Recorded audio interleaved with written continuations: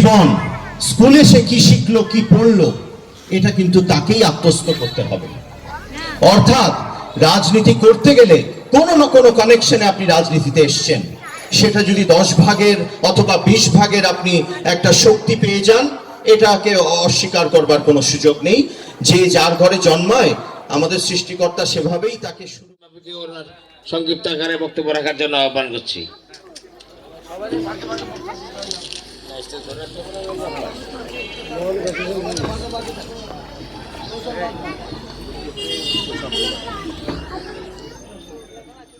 চট্টগ্রাম নেতা বানানোর কারিগর, নেতাদের নেতা জনাব আব্দুল্লাহ নোমানের নেতৃত্বে আমরা দীর্ঘদিন পর্যন্ত চট্টগ্রামে রাজনীতি করে আসতেছি। নতুন করে আব্দুল্লাহ নোমান সম্বন্ধে কিছু বলার আমাদের নাই। একটু আগে বক্তা বললেন যে গুঞ্জন চলছে এখানে কে বা কাহারা।